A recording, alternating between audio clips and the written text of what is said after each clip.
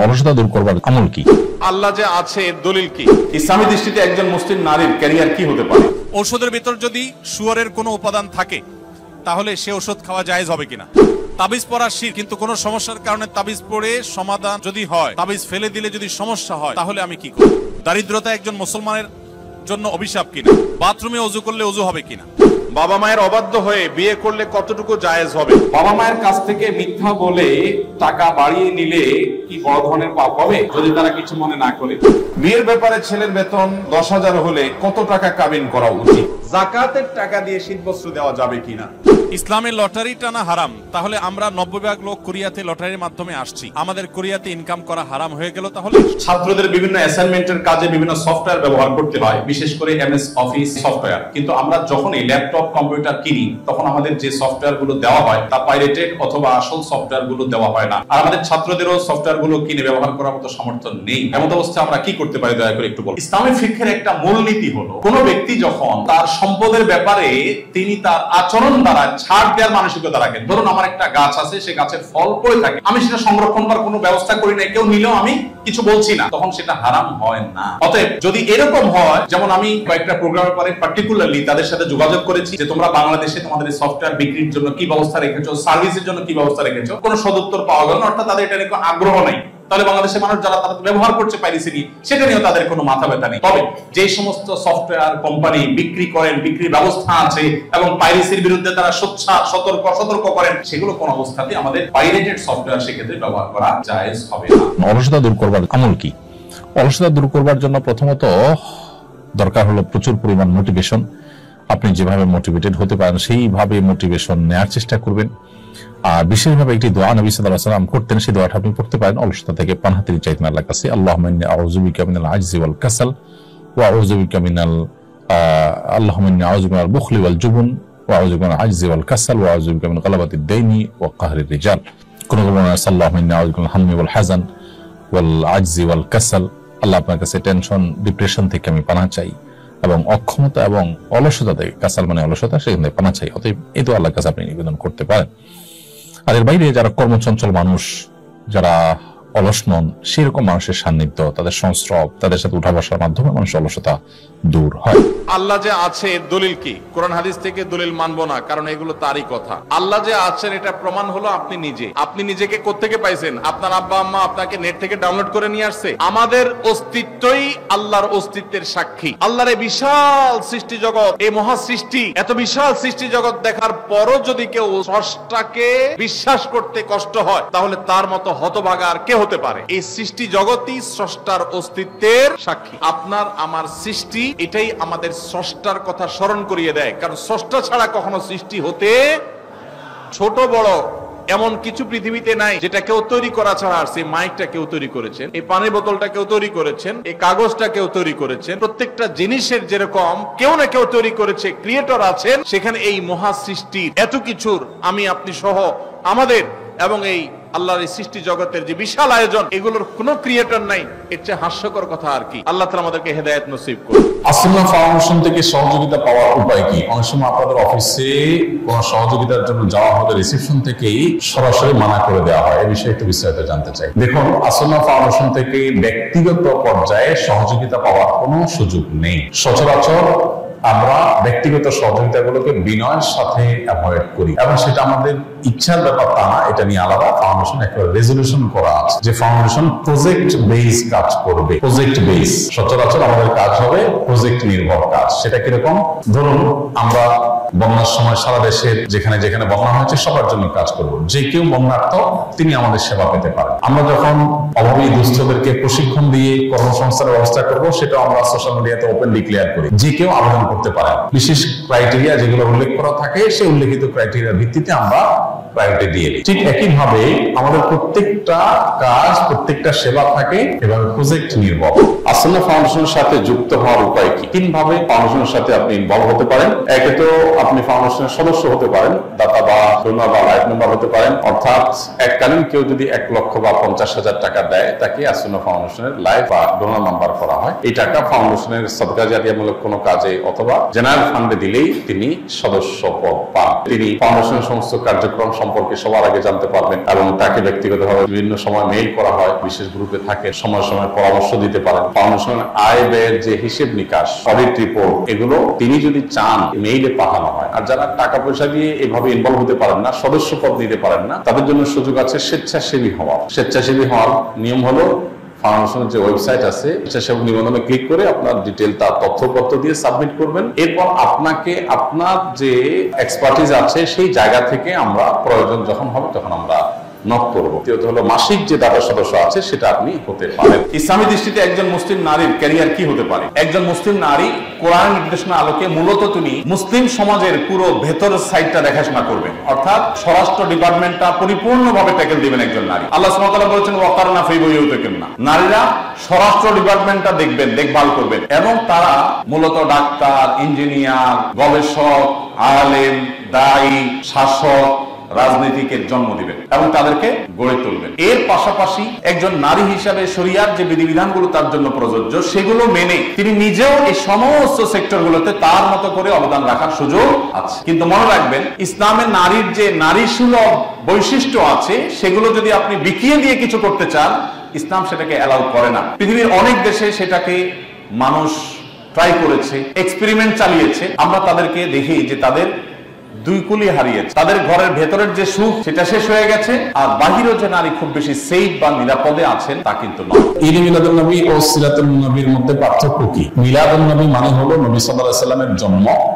আর সিরাতুন নবী মানে হলো নবী করিম সাল্লাল্লাহু আলাইহি সাল্লামের জীবনী। সিরাতুন নবীর মধ্যে নবী সাল্লাল্লাহু আলাইহি সাল্লামের জন্ম, মৃত্যু, শৈশব, বেড়ে ওঠা, আল্লাহর আদেশে নিজের জীবনের সব বিষয়গুলো এর মধ্যে আছে, জীবন ইতিহাসের মধ্যে সবই আছে। আর মিলাদুন নবী হলো সিরাতের অর্থাৎ নবী সাল্লাল্লাহু আলাইহি সাল্লামের পুরো জীবনের একটা অংশ। মিলাদুন নবী এটা আসলে উদযাপন বা অনুসরণ করার বিষয় না। নবী সাল্লাল্লাহু আলাইহি সাল্লামের জন্মকে আমরা চাইলে অনুসরণ করতে পারবো না, যে উনি যেভাবে জন্ম হয়েছেন, যে তারিখে হয়েছেন, ওই তারিখে আমি হব, এরকম কোনো অপশন নাই। কিন্তু সিরাতুন নবী যেটা, এটা কি করা যায়? অনুসরণ করা যায়। নবী সাল্লাল্লাহু আলাইহি সাল্লামের জীবন চরিত্র দেখে দেখে সেই অনুযায়ী আমি আমার জীবনকে গঠন করলাম। আমাদেরকে নবী সাল্লাল্লাহু আলাইহি সাল্লামকে আল্লাহ দিয়েছেন তাকে অনুসরণ করার জন্য। তাকে অনুসরণ করার নামগন্ধ নাই, কিন্তু তার মহব্বতের দাবি করে আমি যাচ্ছে তা করে বেড়ালাম, এটা আসলে ইসলাম হতে পারে না। অতএব আমাদেরকে নবী করিম সাল্লাল্লাহু আলাইহি ওয়াসাল্লাম অনুসরণ করার চেষ্টা করতে হবে। কোরিয়াতে আমাদের অনেক সময় কোরিয়ান খাবার খেতে হয়, তারা একই পাত্রে শুকর রান্না করে খায়। আমার প্রশ্ন হচ্ছে, আমরা কি সেই পাত্রে রান্না করে খাবার খেতে পারবো কিনা? কোনো পাত্রে যদি শুকর রান্না করা হয়, এরপরে সে পাত্রটা ধুয়ে সম্পূর্ণ পরিষ্কার করে, তার কোনো আলামত নাই, নতুন করে সেখানে ধুয়ে পরিচ্ছন্ন করে ভালো তেল দিয়ে যদি হালাল খাবার রান্না করা হয়, সেই খাবার খাওয়া জায়েজ আছে, এটা হারাম না, যদি পাত্র ধুয়ে পরিষ্কার করে রান্না করা। আর যদি না ধোয়া হয়, ওই পাত্রে আবার রান্না করা হয়, তাহলে আবার কি হবে না? খাওয়া জায়েজ হবে না। যদি কেউ চান শীতের সময় পাও ধোবেন না, বিশেষ করে অনেকে আছেন এজমার রোগী, তাদের পাও যাইলে অসুবিধা হয়, পায়ে পানি লাগালে তাদের সমস্যা দেখা দেয়। সমস্যা হোক বা না হোক, সর্বাবস্থায় আপনি চাইলে শীতের সময় শুধু না অন্য সময়ও করতে পারেন। আপনি যদি ওযু করার পর এরকম মোজা পরেন, মোজাটা যদি চামড়ার হয়, তাহলে সেক্ষেত্রে সেই মোজা পরা অবস্থায় আপনার বাড়িতে অবস্থান থাকাকালীন করলে 24 ঘন্টার মধ্যে ওই মোজা খোলা ছাড়া আপনি ওযু করতে পারবেন। কিভাবে? আপনি হাত ধুলেন, মুখ ধুলেন, মাথা মাসে করলেন, পা ধোয়ার সময় আসলে আপনি ভিজা হাত দিয়া পায়ের উপরে, তলায় না, উপরে এরকম করে একটা টান দিলেন ডান পায়ে, আবার আরেক হাত ভিজায়া বাম পায়ে এরকম একটা টান দিলেন, বা ভিজা হাত দিয়া দুটো পা আপনি টান দিলেন। তো এইভাবে মাসাহ করার মাধ্যমে পাও ধোয়ার কাজ হয়ে যায়। নবী করিম সাল্লাল্লাহু আলাইহি ওয়াসাল্লাম মাসাহ করেছেন, আলী রাদিয়াল্লাহু তাআলা আনহুকে নির্দেশ করেছেন, বিধায় মুজার উপরে মাসাহ করলে সওয়াব কোনো কম হবে না। ঔষধের ভিতর যদি শুয়োরের কোনো উপাদান থাকে, তাহলে সে ওষুধ খাওয়া জায়েজ হবে কিনা? যদি কোনো ঔষধে শুকরের কোনো শরীর বা উপাদান থাকে, তাহলে সে ওষুধ সেবন করা জায়েজ হবে না।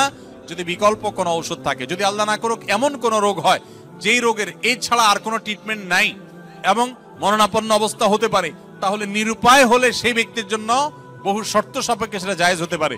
কিন্তু যখনই বিকল্প কোনো কিছু আছে, তখন কিন্তু আপনার জন্য হারাম ঔষধ সেবন করা জায়েজ হবে না। কাওয়ালি গান শোনা কি হারাম নাকি জায়েজ?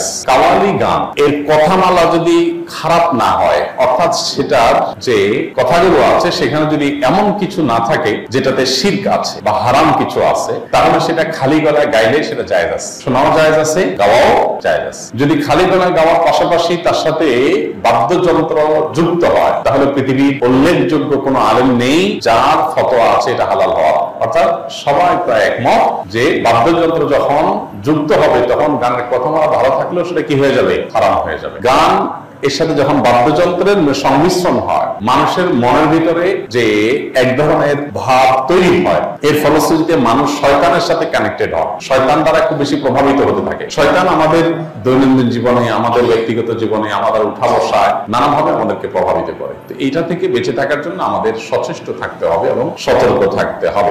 কাজের এই ব্যস্ততার ভিতরে কিভাবে আল্লাহর প্রিয় বান্দা হতে পারবে একটু দয়া করে জানাবেন। আল্লাহর প্রিয় বান্দা হওয়ার জন্য 5 ওয়াক্ত নামাজ ঠিকমতো সুন্দর করে সমত আদায় করবেন, চোখের জেনা থেকে বেঁচে থাকবেন, মাদক সহ সকল হারাম থেকে বেঁচে থাকবেন, এবং এই পরিবেশে ভালো মানুষদের, দিনদার, আলেম ওলামা, মুত্তাকি পরেজগারদের সাথে থাকবেন, তাদের সাথে উঠা বসা করবেন এবং দাওয়াত দেওয়ার মানসিকতা, ইসলাম প্রচারের মানসিকতা রাখবেন। সবসময় আল্লাহর জিকিরে এবং আল্লাহর স্মরণে মাশগুল থাকবেন। ইনশাআল্লাহ আপনি আল্লাহর প্রিয় বান্দা হতে পারবেন। এখানে কোরিয়াতে বেশ কিছু চকলেটের উপাদানের জায়গা লেখা থাকে সাসুগি বা থাক্কুগি, যার অর্থ গরু বা মুরগি, অথবা চকলেট গুলো সফট মিল্ক ফ্লেভারের চকলেট।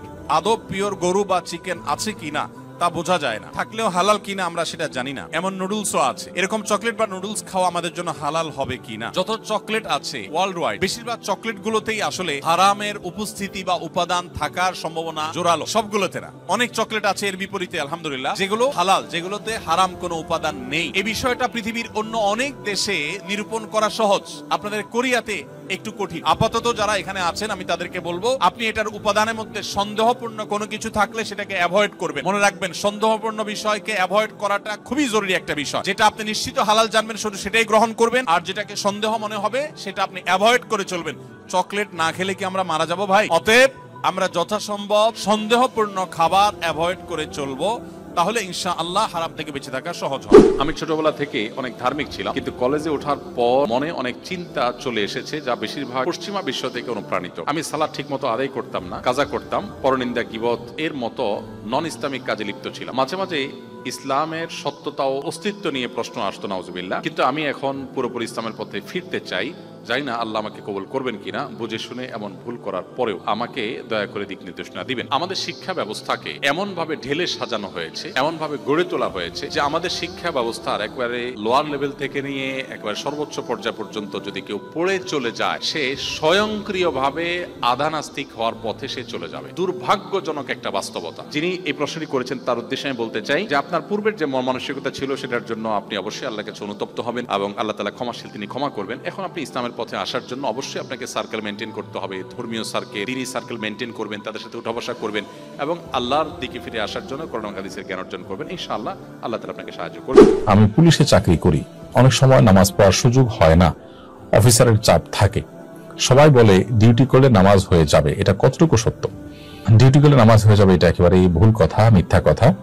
আপনি একজন মুসলিম হিসেবে আপনাকে সময়মতো নামাজ অবশ্যই পড়তে হবে। ইন্না সলাতা কানাত আল মুমিনিল কিতাব মাওকুতান, নিশ্চয়ই ইমানদারদের জন্য সালাতকে আল্লাহ তাআলা নির্দিষ্ট সময় পড়াটাকে ফরজ করে দিয়েছেন। বিধায় আপনি দুনিয়াবি ডিউটি করলে না নামাজ আদায় হয়ে যাবে, এটি একেবারে মূর্খতা সুলভ, অজ্ঞানতা সুলভ কথা।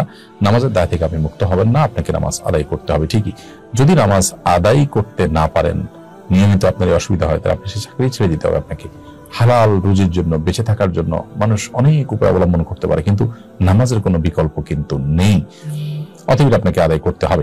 আমার শীতের মৌসুমে জ্বর বা ঠান্ডা এমন ভাবে লাগছে যে আমি ওযু করতে গেলে অসুস্থ হয়ে যাব, তাহলে তার জন্য নামাজ মাফ কিনা? উত্তর হলো নামাজ মাফ না। তিনি প্রয়োজনে পানি গরম করে ওযু করবেন। পানি গরম করে ওযু করে যদি তিনি তার এই কষ্ট দূর করতে পারেন তাহলে ফাবিহা ওয়া নি'মা, ভালো। আর যদি না পারেন, গরম পানি করার মতো কোনো আয়োজন তার কাছে নাই এবং এত ঠান্ডা পানি যেটা ব্যবহার করলে তার অঙ্গহানি হতে পারে, অঙ্গ অবশ হয়ে যেতে পারে, অসুস্থতা দীর্ঘস্থায়ী হয়ে যেতে পারে, কষ্ট অনেক বেশি হতে পারে, সীমাহীন হতে পারে, অসহনীয় পর্যায়ের কষ্ট হতে পারে, এরকম মনে হলে তাহলে সে ব্যক্তি তায়াম্মুম করতে পারে। তারপরেও নামাজ ত্যাগ করার সুযোগ।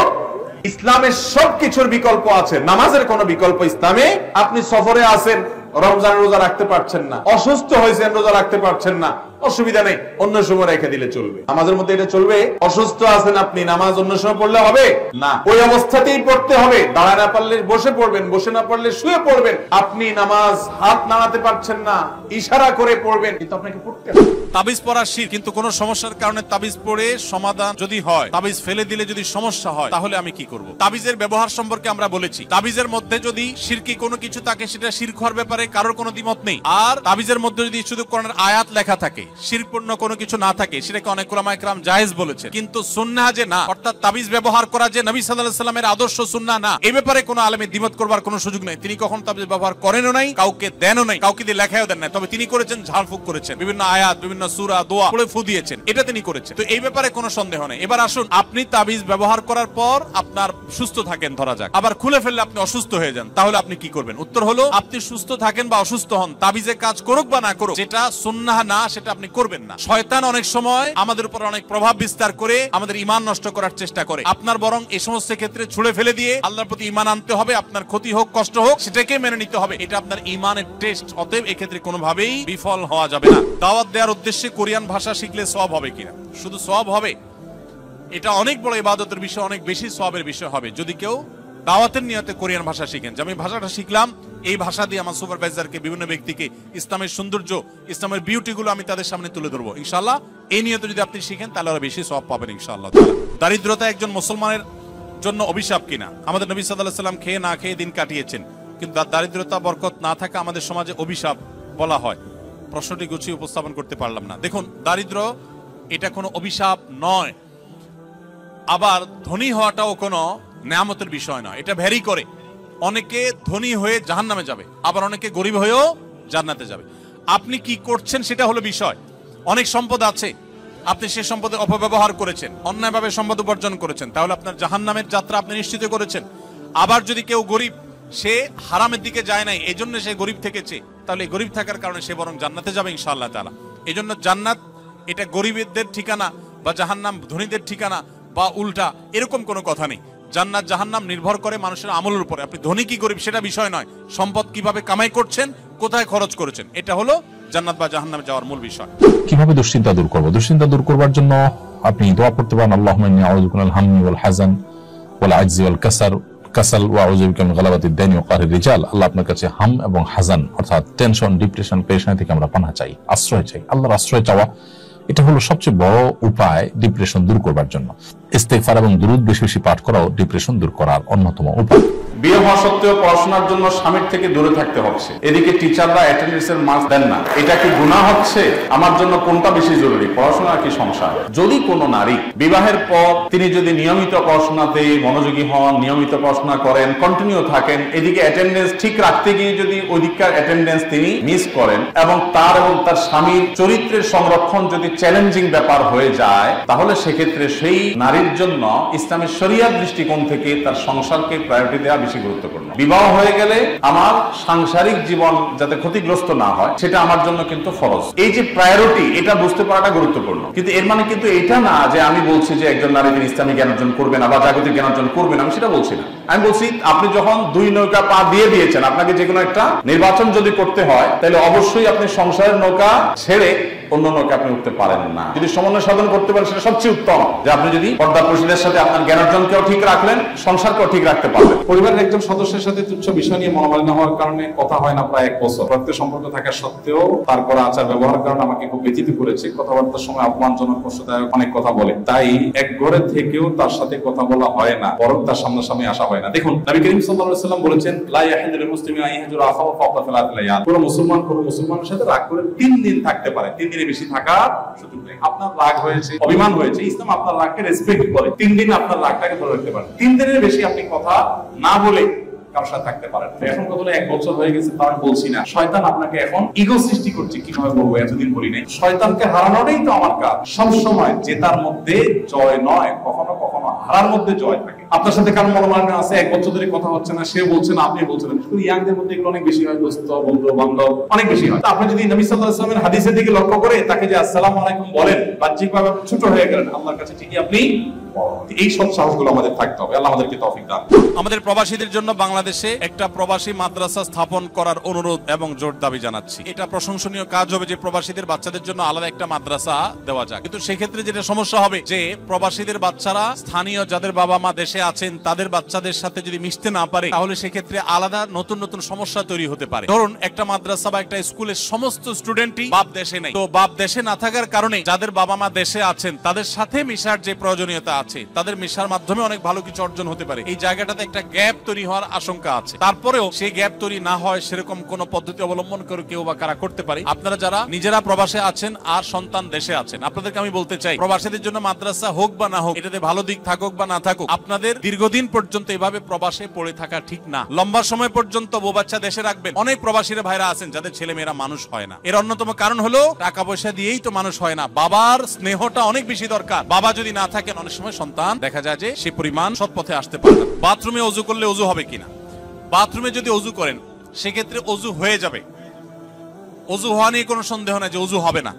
তবে যদি বেসিন এবং কমোড এর মধ্যে কোনো পার্টিশন না থাকে, টেপ এবং কমোড বা প্যান ওখানকার মধ্যে যদি কোনো পার্টিশন না থাকে, তাহলে ওই জায়গায় ওযু করার সময় মনে মনে বিসমিল্লাহ বলবেন, ওযু হয়ে যাবে।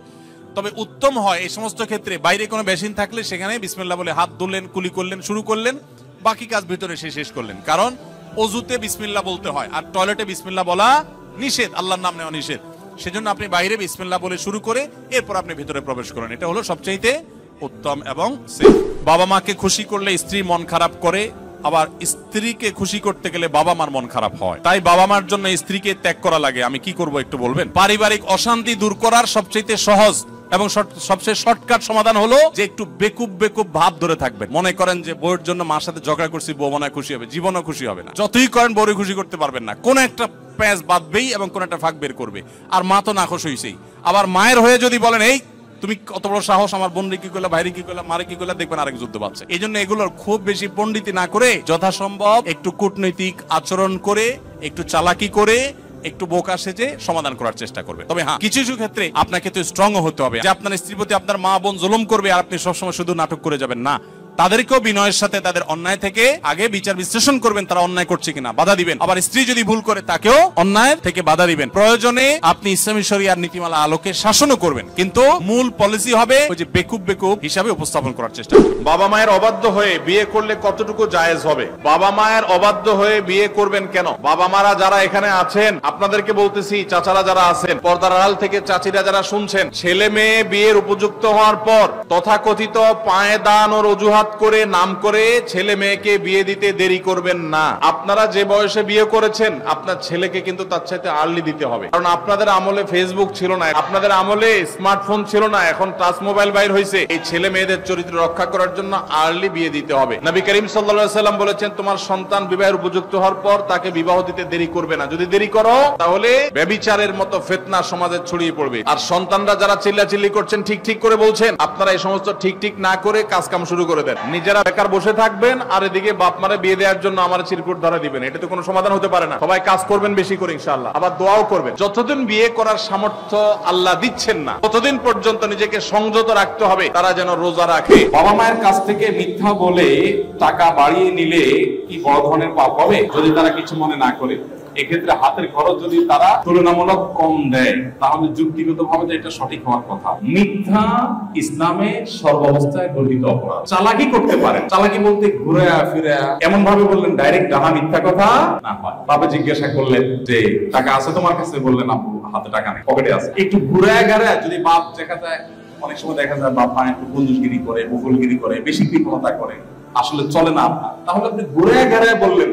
নিরুপায় হলে ঘুরে গেলে বলা যায় ডাহা মিথ্যা কথা বলবেন না, আল্লাহর কসম আল্লাহর কিনা 1 টাকাও নেই। আমাদের অনেকের কাছে এখন মিথ্যা বলাটা কোনো ব্যাপারই না, ঠান্ডা মাথা মিথ্যা কথা বলছে না, ভাই এটা জায়েজ নেই। প্রয়োজনে আপনি কষ্ট করবেন কিন্তু করতে পারেন না। আপনি যদি বিশ্বাস করেন আল্লাহর সামনে কিয়ামতের ময়দানে দাঁড়াতে হবে এবং আপনাকে হিসাব দিতে হবে, তাহলে আপনার জন্য কিন্তু এটা জায়েজ হবে না। আপনি কোন অবস্থাতে মা বাবার সাথে মিথ্যা বলতে পারেন না। আমি একটা মেয়ের সাথে রিলেশন করতাম, মেয়েটার ফোনে টাকা লোড দেওয়ার জন্য এবং আরো বিভিন্ন কাজে আমি আমার বাবার কাছ থেকে টাকা চুরি করতাম। এখন প্রায় 1 মাস হয় আমাদের ব্রেকআপ হয়েছে। এখন আমি 5 ওয়াক্ত নামাজ পড়ি এবং আল্লাহর নিকট তওবা করি। আমার প্রশ্ন হলো, আল্লাহ কি আমাকে মাফ করবেন? আর আমি যে আমার বাবার টাকা চুরি করছিলাম তা লজ্জায় আমি আমার বাবাকে বলতে পারছি না। এখন আমি কি করব? আপনার যৌবনকে কোনোভাবে আপনি কালিমা যুক্ত হতে দিতে পারেন না। আল্লাহ আপনাদের সবাইকে সেই তৌফিক দান করুন। এখন কথা হলো, ওই যে যৌবনে তারুণ্যে বাবার পকেট থেকে টাকা নিয়ে এসেছেন, মিথ্যা কথা বলেছেন, হালাল হারাম বাজ বিচার করেননি, সেই চেতনা ছিল না। এখন আল্লাহ তাআলা চেতনা যখন ফিরিয়ে দিয়েছেন, আপনাকে সেটার প্রায়শ্চিত্ত করতে হবে। বাবার টাকা বাবাকে ফেরত দিবেন, ফেরত দিতে লজ্জা হয়, স্বীকার করতে লজ্জা হয়, তাহলে সেক্ষেত্রে কোনোভাবে বাবার অ্যাকাউন্টে টাকা ঢুকিয়ে দিবেন, বাস দ্যাটস এনাফ। কোনোভাবে বাবার অ্যাকাউন্টে টাকা আপনি ঢুকিয়ে দিলেন, বাবার মোবাইলে অনলাইন ব্যাংকিং এ টাকা পাঠিয়ে দিবেন, বাবার পকেটে রেখে দিবেন, আনুমানিক একটা ফিগার ফিক্স করে দিয়ে দিবেন, তাহলে আপনি দায়মুক্ত হয়ে যাবেন ইনশাআল্লাহ। কোরিয়ার মধ্যে আমরা কিভাবে দৃষ্টিকে নত রাখবো এবং নিজের ঈমানকে বাঁচিয়ে রাখবো এই সম্পর্কে কিছু বলবেন। প্রতিকূল পরিবেশে নজর হেফাজত করা খুব কঠিন। আপনারা জানেন এখানে মেয়েরা চলাফেরার ক্ষেত্রে ইসলামী লাইফস্টাইল তারা মেনটেন করে না, খুব স্বাভাবিকভাবে সঙ্গত কারণেই আমাদের জন্য এই পরিবেশে চোখের হেফাজত করা কঠিন হয়। মনে রাখবেন, আমাদের অনেক মুসলিম ভাইরা আছেন এখানে যারা হয়তো জানেনও না যে নবী সাল্লাল্লাহু আলাইহি সাল্লাম বলেছেন মানুষ কিন্তু চোখ দিয়েও জেনা করে, আর চোখের জেনা হলো চোখ দিয়ে সে এমন কিছু দেখলো যেটা দেখা তার জন্য অ্যালাউড না, পারমিটেড না। আল্লাহ তাআলা বলেছেন তার রাসূলকে, হে রাসূল আপনি ঈমানদারদেরকে বলে দিন তারা যেন তাদের দৃষ্টিগুলোকে সংযত করে, অবনত করে। আমি জানি এই কাজটা শুধু কঠিন নয়, মহা কঠিন, চরম পর্যায়ের কঠিন। যারা বিবাহিত তারা স্ত্রীকে নিয়ে আসার চেষ্টা করবেন, ফ্যামিলি সহ থাকার চেষ্টা করবেন এবং বাইরে বের হওয়ার সময় মনেই করবেন যে আমি রাস্তাঘাটে চলতে ফিরতে আমার চোখের এরিয়াতে অনেক বেপর্দা নারী আসবে, সো আমি যথাসম্ভব যতটুকু সম্ভব অবনত রাখবো নিজের দৃষ্টিকে। এর বাইরে যদি চোখ পড়ে যায়, আমার ইচ্ছার বাইরে চোখ পড়ে গেছে, সাথে সাথে আমি ফিরিয়ে নিয়েছি, ইনশাআল্লাহ এর কারণে গুনাহ হবে না। আল্লাহ তাআলা আমাদেরকে মাফ করবেন ইনশাআল্লাহ। আমরা যারা কোরিয়ায় থাকি তারা আমাদের ছেলে সন্তানকে যদি ইসলামের দায়ী বানাতে চাই, তাহলে প্রথম থেকে কিভাবে শুরু করব এবং কোথায় বা কোন প্রতিষ্ঠানে ভর্তি করাবো এবং এর পরের ধাপে কোথায় কিভাবে শুরু করব শেষ পর্যন্ত বলবেন ইনশাআল্লাহ। দেখুন প্রবাসী ভাইরা যারা এই দেশে ফ্যামিলি নিয়ে আছে, আপনাদের হয়তো আরেকটু সময় লাগবে। আপনাদের নিজেদেরকে মসজিদ ভিত্তিক বিভিন্ন মাদ্রাসা গড়ে তুলতে হবে।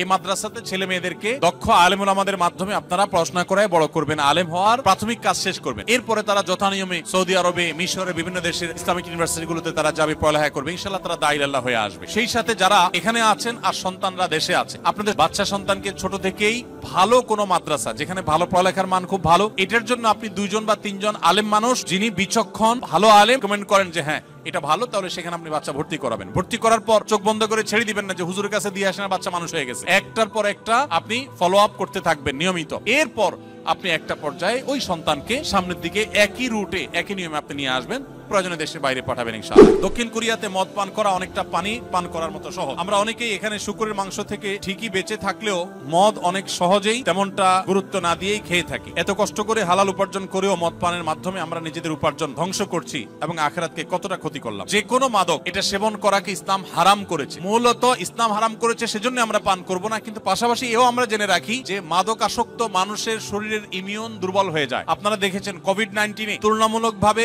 মুসলমান দেশগুলোতে মানুষ অনেক কম ক্ষতিগ্রস্ত হয়েছে। এর অন্যতম বড় কারণ হলো মুসলিম প্রধান দেশগুলোতে মানুষ সাধারণত মাদক গ্রহণ করে না। মাদক গ্রহণ করতে করতে মানুষ ধ্বংসের দিকে চলে যায়। যাদেরকে আল্লাহ তাআলা তৌফিক দিয়েছেন বিদেশে আসা, তারা এখানকার মাদকের ছড়াছড়ি দেখে যদি এখান থেকে মাদক সেবন করেন, গ্রহণ করেন, তো মনে রাখবেন দুনিয়া উপার্জন করছেন ঠিকই, আপনার আখিরাত ধ্বংস করছেন। মাদক সেবন করা হারাম। নবী সাল্লাল্লাহু আলাইহি ওয়াসাল্লাম বলেছেন দুনিয়াতে যে হারাম মদ পান করবে, আখিরাতের যে ড্রিঙ্কস থাকবে জান্নাতের, সেটা আল্লাহ তাআলা ওই ব্যক্তিকে পান করতে দিবেন না, সে জান্নাত থেকে মাহরুম থাকবে। এইজন্য এই লোভকে আমাদের সামলানোর চেষ্টা করতে হবে। বিয়ের ব্যাপারে ছেলের বেতন 10,000 হলে কত টাকা কাবিন করা উচিত? মেয়ের পক্ষ 10 লক্ষ টাকা কাবিন করতে বলছে, এখন ইসলাম দৃষ্টিতে কি করা উচিত? এটা আমাদের দেশে একটা বড় রোগে পরিণত হয়েছে, মহামারীতে পরিণত হয়েছে। 10 লাখ 20 লাখ টাকা মহর হলে সে বিয়ে বরকতময় হবে। হ্যাঁ, ছেলে যদি এরকম সামর্থ্যবান হয় তাহলে 10 লাখ টাকা 10 কোটি টাকাও দিতে পারে, সেটা তো ভিন্ন বিষয়, তার সামর্থ্য অনুযায়ী সে দিবে। ধরলেন 10 লাখ টাকা, 10 পয়সা আপনার মেয়ে পাইল না, এ দানায় পানায় করে চিটারি করে লাভটা কি বলে? তার চাইতে এমন যৌক্তিক মহর ধরেন যেটা আপনার মেয়ে পাবে এবং ছেলের জন্য আদায় করা কি হবে? সহজ হবে। এখন বিয়ে ঘরে ঘরে ভেঙে যাচ্ছে, দাম্পত্য জীবনের শান্তি বলতে কিছু। আপনি 30 লাখ ধরলে আপনার মেয়েকে ছেড়ে সে যেতে পারবে না, আপনি তাকে আটকাইলেন। এই বিয়ের মহরটা এরকম ফালতু উদ্দেশ্যে আল্লাহ তাআলা নির্ধারণ করেন নাই, বরং বিয়ের মহরটা স্ত্রীর প্রাপ্য, যতটুকু সে দিতে পারবে ততটুকু ধার্য করবেন এবং পুরোটা দিয়ে দিবেন। খবরদার ছেলেরা কিন্তু এই ফান্দে পা দিবেন না।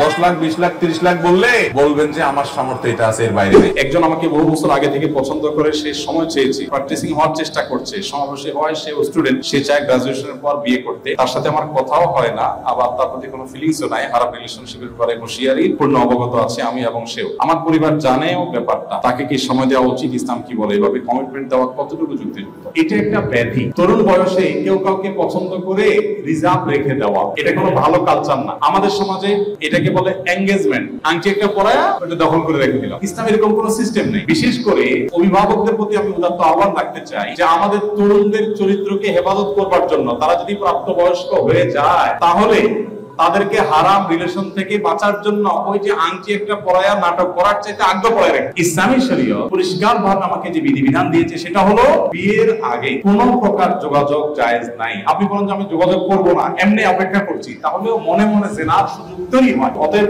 বিবাহিত সম্পর্ক বন্ধের জন্য হারাম রিলেশনকে আমাদের বন্ধ করে ফেলতে।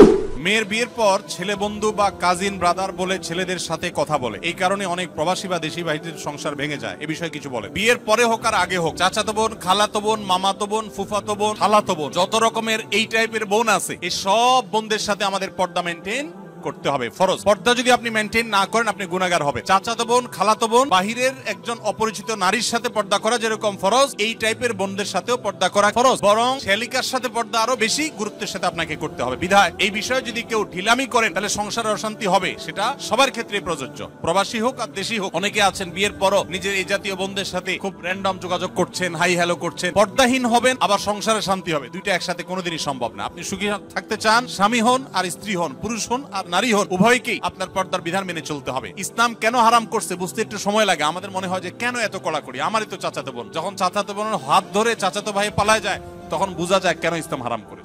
যারা শ্রম করে খায় তারা আল্লাহর বন্ধু, যারা বসে বসে খায় তারা আল্লাহর দুশমন। আমি একজন দৃষ্টিহীন, আমি অনার্স 4র্থ বর্ষে অধ্যয়নরত, আমি কোনো কাজ করে খেতে পারি না এবং সংসারে কোনো ভাত বহন করতে পারি না। ইসলাম সমাজ ও দেশের জন্য আমি কিছু করতে চাই, এ বিষয়ে আপনি কিছু নসিহত পেশ করুন।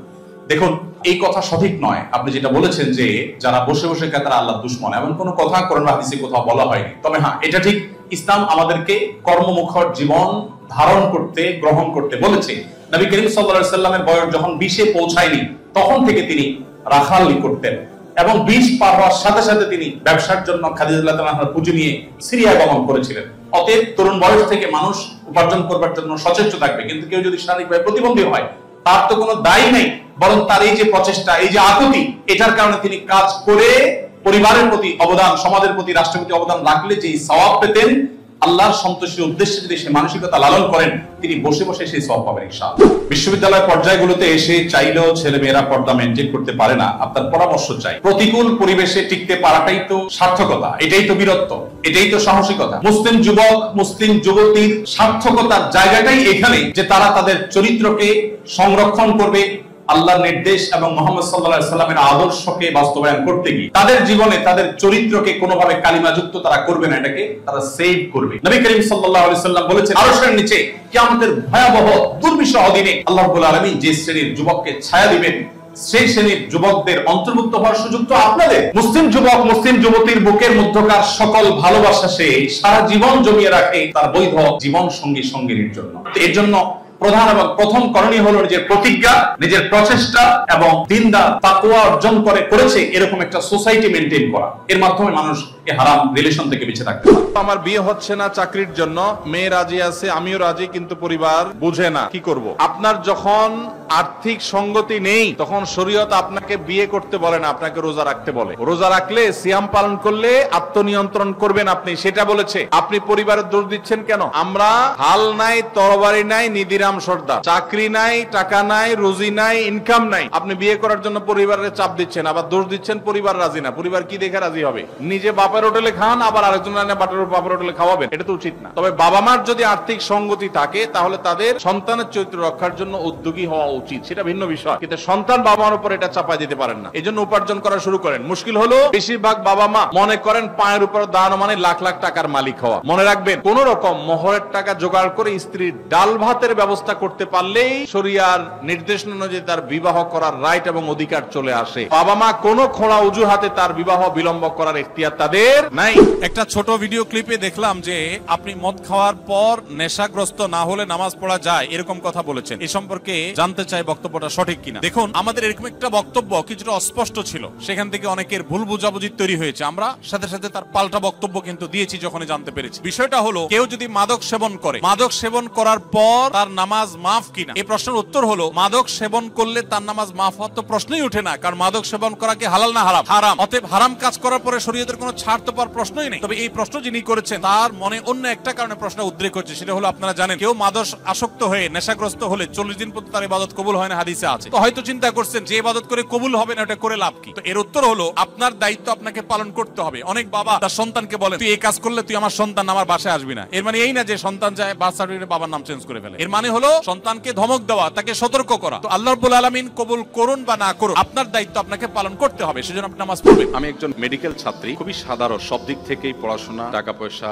বিশেষ করে চেহারা ডার্ক শ্যামলা, মাঝারি হাইট ধরনের। আমার চেহারা নিয়ে আমার কোনো ক্ষোভ নাই, কিন্তু যেহেতু বিয়ের সময় হয়েছে, আমার আম্মু আমার চেহারা নিয়ে বেশ হীনম্মন্যতায় ভোগেন। মুখের উপরেই বলেন যেহেতু আমি অসুন্দর, কোনো ভালো যোগ্য পাত্র আমি পাবো না। আমার কোনো প্রশ্ন নাই, তবে যদি কোনো কিছু আমার মায়ের উদ্দেশ্যে বলতেন, যাতে তিনি আল্লাহর উপর সম্পূর্ণ ভরসা রেখে তারপর আমার বিয়ের জন্য ছেলে খোঁজেন। প্রথম যে পুরুষকে দেখবে সে সাথে সাথেই যেন বিয়ের জন্য জোরাজোরি না করে। অনেক বাবা মা আছে সন্তানদের প্রতি ভালোবাসার জায়গা থেকে এই ধরনের তুচ্ছ তাচ্ছিল্য সন্তানদেরকে করেন, মোটেই জায়েজ নেই। বাবা মা হিসেবে সন্তানকে আরো বেশি সান্ত্বনা দিবেন, তাকে আরো বেশি সাহস যোগাবেন এবং আল্লাহর প্রতি ভরসা রাখবেন। অতএব আমি আপনাকে বলবো, আল্লাহর প্রতি ভরসা রাখেন এবং সবর করুন। এবং শেষে আপনার মাকে আমি বলতে চাই যে আল্লাহকে ভয় করবেন। সন্তানের আল্লাহ প্রদত্ত কোনো কিছুর কারণে সন্তানকে তুচ্ছ তাচ্ছিল্য করলে, তার মন খারাপ হওয়ার মতো কথা বললে, এটা নিজের ঈমানের দুর্বলতার প্রকাশ এবং কবিরা গুনাহ। আল্লাহর কাছে কিয়ামতের ময়দানে জবাবদিহি করতে হবে এবং এর জন্য শাস্তি পেতে হতে পারে। এজন্য আল্লাহকে ভয় করবেন। যাকাতের টাকা দিয়ে শীতবস্ত্র দেওয়া যাবে কিনা? এর উত্তর হলো, যাকাতের টাকায় শীতবস্ত্র দেওয়া যাবে ওই ব্যক্তিকে যে ব্যক্তি যাকাতের হকদার। তার শীতবস্ত্র কেনার টাকা নাই, তখন আপনি তাকে শীতের কাপড় কিনে দিলেন, যাকাতের টাকা থেকে এটা জায়েজ আছে। কিন্তু আমরা সুন্নাহ ফাউন্ডেশন থেকে বা আরো বিভিন্ন সামাজিক সংগঠনগুলো যে শীতবস্ত্র বিতরণের উদ্যোগ নিয়ে থাকে, সেখানে যাকাতের টাকা আপনারা দিবেন না। আমরাও বলি যে আমাদের এখানে কেউ যাকাতের টাকা দিবেন না, কারণ আমরা যখন বিভিন্ন এলাকাতে গরিব দুঃখীদের মধ্যে শীতের কাপড় দেই, তখন কে যাকাতের হকদার আর কে যাকাতের হকদার না, এটা এতটা বেছে বেছে দেওয়া সম্ভব হয় না। যার কারণে যাকাতের টাকা দিয়ে শীতের কাপড় দিলে আপনার জানাশোনা কোনো গরিব যিনি অবশ্যই যাকাতের হকদার, তাকে আপনি দিতে পারবেন, কোনো অসুবিধা নেই। যে কোনো বিজয় উদযাপনের ইসলামিক পদ্ধতি কি? রাসূল সাল্লাল্লাহু আলাইহি ওয়াসাল্লাম এবং সাহাবায়ে কেরাম কিভাবে বিজয় উদযাপন করেছেন? যে কোনো বিজয়, যে কোনো আনন্দে একজন ঈমানদার আল্লাহর কাছে কৃতজ্ঞ হবেন, অহংকারী হবেন না। তিনি অহংকার প্রদর্শন না করে বরং সিজদায় লুটিয়ে পড়বেন, সিজদায় শুকর আদায় করবেন। এছাড়া আল্লাহ তাআলা বলেছেন, ইদা জাআ নাসরুল্লাহি ওয়াল ফাতহু, যখন আল্লাহর সাহায্য এবং বিজয় আসবে, ওয়া রাআইতান নাস ইয়াদখুলুনা ফি দীনিল্লাহি আফওয়াজা, এবং মানুষকে দেখবে দলে দলে আল্লাহর দ্বীনে প্রবেশ করছে। অর্থাৎ বিজয়ের আলামত যখন দেখতে পাবে, ফাসাব্বিহ বিহামদি রাব্বিকা ওয়াস্তাগফিরহু, তখন তাসবিহ মাখা প্রশংসা আল্লাহ তাআলার করবে এবং তার কাছে ক্ষমা প্রার্থনা করবে। অর্থাৎ সুবহানাল্লাহ ওয়া বিহামদিহি পড়বে, আস্তাগফিরুল্লাহ পড়বে। এটি হলো বিজয়ের পর করণীয়। নবী করিম সাল্লাল্লাহু আলাইহি ওয়াসাল্লাম মক্কা বিজয়ের পর তিনি মক্কার মানুষদের প্রতি ক্ষমাশীলতা প্রদর্শন করেছেন, সবাইকে ক্ষমা করেছেন এবং কোন প্রকার প্রতিশোধ পরায়ণতা তিনি প্রদর্শন করেন। ঠিক একইভাবে আমরা আমাদের বিজয়, আমাদের আনন্দের সময়ে প্রতিশোধের স্পৃহা যেন আমাদের মধ্যে জ্বলে না উঠে, আমরা ক্ষমাশীলতা প্রদর্শন করব এবং সেই সাথে সহনশীলতা এটি আমাদের মধ্যে থাকবে এবং আমরা চেষ্টা করব আল্লাহর বলে কৃতজ্ঞতা নিবেদন করব। ইসলামে লটারি টানা হারাম, তাহলে আমরা 90% লোক কোরিয়াতে লটারির মাধ্যমে আসছি, আমাদের কোরিয়াতে ইনকাম করা হারাম হয়ে গেল? তাহলে সব লটারি হারাম না। প্রিয় নবী সাল্লাল্লাহু আলাইহি সাল্লাম লটারি হারাম হওয়ার কথা যেমন বলেছেন, আবার বিভিন্ন সফরে যাওয়ার সময় তার একাধিক স্ত্রী ছিল, আপনারা জানেন, তাদের মধ্য থেকে কাকে নিবেন, একজন কিনলে আরেকজন নাখোশ, সেজন্য তিনি লটারি করে তারপর একজনকে নিয়ে যেতেন। নবী সাল্লাল্লাহু আলাইহি সাল্লাম লটারি করা নিষেধ এটা যেমন বলেছেন, আবার লটারির অপশনও রেখেছেন। যেই লটারিতে ইনভেস্ট আছে, টাকার বিনিময়ে লটারি করে কিনে তারপরে সেখান থেকে আপনি লাভ করার সম্ভাবনা থাকে, লাভও হতে পারে, লসও হতে পারে, পুরো টাকা মারও যেতে পারে, এই লটারিটা হারাম। যদি এমন হয় যে কোনো পেমেন্টের ব্যাপার নাই, ধরুন আপনি কোন একটা জায়গায় কাজ করা নিয়ে ডিসিশনহীনতায় ভুগছেন, যে 5 জন আছে, 5 জনের যে কোনো 3 জনকে নেবেন, 5 জন একই যোগ্যতা সম্পন্ন, তখন লটারি করে যে কোনো 3 জনকে নিলেন, তো এইটা হারাম না, এই লটারি হারাম না। বিধায় আপনারা কোন দেশে আসার জন্য যদি এই জাতীয় লটারি করে আসেন, তাহলে আপনাদের উপার্জন হারাম হবে না, ওই লটারি করাটাও হারাম হবে না। ইভেন যদি কেউ হারাম কোনো কিছু করে আসেনও, তাহলে ওই কাজটা হারাম হবে, এর কারণে আপনার হালাল উপার্জনও হারাম হয়ে যাবে, ব্যাপারটা সেরকম না। শীত যখন তীব্র হয়, অনেক আপনার হাড় কাঁপানো শীত যখন শুরু হয়, দেখবেন যে গ্রামে শহরে, বিশেষ করে গ্রামে বেশি দেখা যায়, অনেকে চাদর মুড়ি দিয়ে নামাজ পড়েন। অর্থাৎ এমন ভাবে চাদর পরেন যে নাকটা সহকারে ঢাকেন, যাতে করে নাক দিয়া কুয়াশা না ঢুকতে পারে, যাতে করে শীতে চেহারাটা কষ্ট না হয়, না পায়। সেজন্য পুরো চেহারা ঢেকে শুধু চোখ দুটো খোলা রেখে অনেকে চাদর পরে। মাথা আপনি চাদরে লাগান, কোনো অসুবিধা নেই, কিন্তু আপনি মুখ ঢাকেন তাহলে সেটা মাকরুহ হবে। নবী করিম সাল্লাল্লাহু আলাইহি ওয়াসাল্লাম মুখ ঢেকে সালাত আদায় করতে, নামাজ পড়তে নিষেধ করেছেন। অতএব শীতের সময় এই মাসআলাটা না জানার কারণে আমাদের অনেক ভাইরা আছেন এরকম পুরাটা মুড়ি দিয়ে নামাজ পড়ে। মহিলা হোক আর পুরুষ হোক, সকলের জন্য এক মাসআলা যে শীতের সময় হোক আর গরমের সময় হোক মুখ ঢেকে নামাজ পড়বেন না, নামাজের সময় মুখ খোলা রাখতে হবে। হ্যাঁ, কোন মহিলা এমন কোন জায়গায় যদি নামাজ পড়েন সেখানে গায়রে মাহরাম পুরুষ আসা যাওয়া করে, তাহলে পর্দার খাতিরে তিনি ঢাকতে পারেন, যদি তার অন্য কোন জায়গায় নামাজ পড়ার সুযোগ ব্যবস্থা না থাকে। কিন্তু সাধারণ অবস্থাতে এটা করা যাবে না। শীতের সময় অনেকে দেখা গেল ধরুন শুধু চাদর গায়ে দিয়ে নামাজ পড়ছেন, তো চাদরের ভিতরেই হাতটা থাকে, হাত উঠানো, হাত বাঁধা, এই মুভমেন্ট করা, এই সবগুলো চাদরের ভিতরে করা, কারণ বাইরে করলে শীত লাগে। এই রোগটা আছে না নাই, এটাও হাদিসে পরিষ্কার ভাবে নিষেধ। আপনি যদি এক কাপড়ে, যে কাপড়ে নামাজ পড়েন, ধরেন আপনি চাদরে নামাজ পড়ছেন, তো আপনি হাত উঠানোর জন্য, হাত বাঁধার জন্য চাদরের বাইরে হাতটা বের করে নেবেন। আর যদি জামা গায়ে দেওয়া থাকে তাহলে তার বাইরে করার কিছু নেই, হাতার ভিতরে হাত থাকাই যথেষ্ট। কিন্তু চাদরের ভিতরে যদি আপনি নামাজ পড়েন বা আপনি বড় কোনো কাপড়ে নামাজ পড়েন, তাহলে সেক্ষেত্রে শীতের জন্য ভিতরে আপনি সেরে ফেললেন, হাতটার বাইর করলেন না, নামাজ হয়ে যাবে, কিন্তু এটা মাকরুহ এবং অনুচিত কাজ। শীতের সময় এই কাজটা অনেক বেশি হয়ে থাকে, এটা লক্ষ্য রাখবেন। শুধু বন্যার সময় আপনাদেরকে কাজ করতে দেখা যায় কেন? আসলে আসুন্নাহ ফাউন্ডেশনের যে দৃশ্যমান কাজ আছে, যেগুলো আপনারা দেখেন, এর বাইরে অদৃশ্যমান কাজ অনেক বেশি। আসুন্নাহ ফাউন্ডেশনের সবচেয়ে বড় প্রজেক্ট হলো প্রশিক্ষণ দিয়ে কর্মসংস্থান সৃষ্টি করা, বেকারত্ব দূর করা। এই জন্য আমাদের প্রায় 350 কম্পিউটার বিশিষ্ট 13টা ল্যাব আছে। এই ল্যাব গুলোতে আমরা প্রশিক্ষণ দিয়ে বিভিন্ন ব্যক্তিদেরকে চাকরি দিয়ে দিই। নারী হলে আপনার জন্য আমাদের আলাদা ট্রেনিং আছে। এর বাইরে স্বাবলম্বীকরণ প্রজেক্টের মাধ্যমে সারা দেশের প্রত্যেকটা জেলায় আমরা দল মত নির্বিশেষে মানুষকে বাছাই করে করে স্বাবলম্বী করি। গরিব মানুষদেরকে, যে জেলে মানুষ তাকে একটা জাল কিনে দেয়, যার জাল ছেঁড়া, যে রিক্সাওয়ালা মানুষ ভাড়া রিক্সা চালা তাকে একটা রিক্সা কিনে দেয়, যিনি হয়তো মুদি দোকানদার, তার দোকানে মাল নাই, তাকে মাল কিনে দোকানটাকে আমরা রেডি করে দিই। এভাবে এক একজনকে এক একটা করে যার যেটা প্রয়োজন তার জন্য সেটা করে আমরা তাদেরকে স্বাবলম্বী করি। স্বাবলম্বীকরণ প্রকল্পের অধীনে কয়েক হাজার মানুষকে ইতিমধ্যে সারা দেশে স্বাবলম্বী আমরা করেছি। আমি অনেক চেষ্টার পরও মা হতে পারছি না, তাই অনেকে আমাকে অনেক আমলের পাশাপাশি তাবিজ ব্যবহার করতে বলছেন, অনেকে কটু কথাও বলেন, কিন্তু আমি খুবই সন্দিহান গুনাহের ব্যাপারে। দয়া করে সঠিক তথ্য দিয়ে সহযোগিতা করবেন। যে সমস্ত বোনের বাচ্চা হয় না, আমাদের সমাজে এক শ্রেণীর কুলাঙ্গার, এক শ্রেণীর খারাপ মানুষ আছে যারা ওই মেয়েদেরকে নিয়ে কটু কথা বলে। সন্তান হওয়া না হওয়া এটা কি পৃথিবীতে কোনো মানুষের হাতে? এটা সম্পূর্ণ আল্লাহর ইখতিয়ার। সূরা ফুরকানের 74 নম্বর আয়াত। এর বাইরে আরো 3টা দোয়া বলেছি, রব্বি হাবলি মিনাস সলিহিন, রব্বি লা তাযারনি ফারদা ওয়া আনতা খায়রুল ওয়ারিসিন, রব্বি হাবলি মিন লাদুনকা যুররিয়াতান তাইয়্যিবা ইন্নাকাস সামিউদ দুআ। এই 4টি দোয়া নিয়মিত পড়বেন, ইনশাআল্লাহ সন্তানহীনতার কষ্ট দূর হবে। এরপরে যদি আল্লাহ না দেন, মনে রাখবেন আল্লাহ তাআলা যা দিয়েছেন এর মধ্যে আপনার কল্যাণ আছে। সন্তান হয়েছে কিন্তু অমানুষ হয়েছে, খারাপ হয়েছে, অসুস্থ হয়েছে, বিকলাঙ্গ হয়েছে, তার চাইতে আল্লাহ তাআলা না দেওয়াটা আপনার জন্য কখনোই ক্ষতিকর নয়। এজন্য আল্লাহর ফয়সালায় সন্তুষ্ট থাকবেন। তবে তাবিজের যে ব্যবহার, এটি সুন্নাহর খেলাফ। নবী করিম সাল্লাল্লাহু আলাইহি সাল্লাম কখনো তাবিজ দেননি, ব্যবহার করেননি। বিধায় কোরআন এবং সুন্নাহ বর্ণিত দোয়া, আয়াত এগুলো পড়ে পড়ে ফু দিবেন এবং আমল করবেন ইনশাআল্লাহ তাআলা।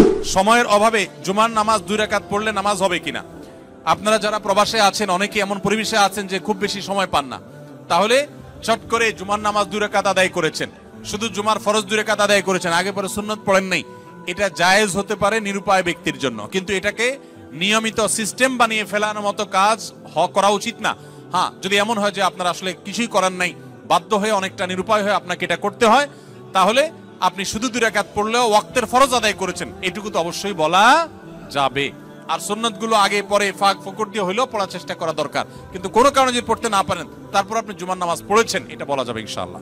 সুন্নি মুসলমান ও শিয়া মুসলমান সম্পর্কে জানতে চাই, এই ধরনের মুসলমানদের সম্পর্কে মৌলিক ধারণা পেতে চাই। সুন্নি হলে কোরআন এবং নবী করিম সাল্লাল্লাহু আলাইহি সাল্লামের বিশুদ্ধ সূত্রে বর্ণিত সমস্ত হাদিসগুলোকে যারা মানে, নবী সাল্লাল্লাহু আলাইহি সাল্লাম এবং তার সকল সাহাবী, তার পরিবারবর্গ সবাইকে যারা মানে, এদেরকে বলা হয় সুন্নি। গোটা পৃথিবীতে বেশিরভাগ মুসলমানই সুন্নি, আমরা সবাই সুন্নি আলহামদুলিল্লাহ। এবং সুন্নি মুসলমানদের বৈশিষ্ট্য হলো তারা কোরআনকে এবং সুন্নাহকে অনুসরণ করে। আর শিয়া হলো সেই সমস্ত মানুষেরা যারা আল্লাহকে মানে, নবী সাল্লাল্লাহু আলাইহি সাল্লামের নবুয়তকেও মানে মানে, যদিও তাদের একটা গ্রুপ নবী সাল্লাল্লাহু আলাইহি ওয়াসাল্লামের নবুয়ত নিয়েও সন্দেহ করে, এর পাশাপাশি তারা শুধুমাত্র নবী পরিবারের সদস্যদেরকে মানে, সাহাবীদেরকে তারা মানে না, বরং সাহাবীদের সাথে শত্রুতা বিদ্বেষ জ্ঞাপন করে, লালন করে। তো এই কারণে তারা আলাদা হয়েছেন। শিয়া পন্থাটা বিভ্রান্তির পন্থা, এটা হেদায়েত এবং সত্য থেকে বিচ্যুত। নবী করিম সাল্লাল্লাহু আলাইহি ওয়াসাল্লাম বলেছেন, আমার পরে তোমরা আমার সুন্নাত, আমার খলিফাদের সুন্নাতকে আঁকড়ে ধরবা। নবীর সুন্নাত এবং আদর্শ যদি কেউ আঁকড়ে না ধরে, সাহাবীদের যদি আদর্শকে কেউ যদি ইগনোর করে, সে কখনো ভালো মুসলমান হতে পারে না। এজন্য আমাদেরকে সতর্ক থাকতে হবে এবং ভালো মুসলমান হতে হলে অবশ্যই কোরআন এবং সুন্নাহ উভয়টাকে অনুসরণ করতে হবে। আমার মা মারা যাওয়ার 4 দিন পরে আমার বাবা বিয়ের কথা বলে মানুষের কাছে। আমার প্রশ্ন হলো, আমার বাবা কি এটা বলার ঠিক হয়েছে কিনা? 40 দিন না যেতে এটা নিয়ে আমার বাবা আমাদের ভাই বোন কারোর সাথে যোগাযোগ করেন না। দেখুন, আমাদের দেশে অনেক বাবা আছে যে স্ত্রী হারা হয়ে গেছেন, কুলাঙ্গার ছেলে মেয়েরা, বাবার প্রয়োজন আছে বিয়ে করার, তারপরে বিয়ে করায় না। কেন বিয়ে করায় না?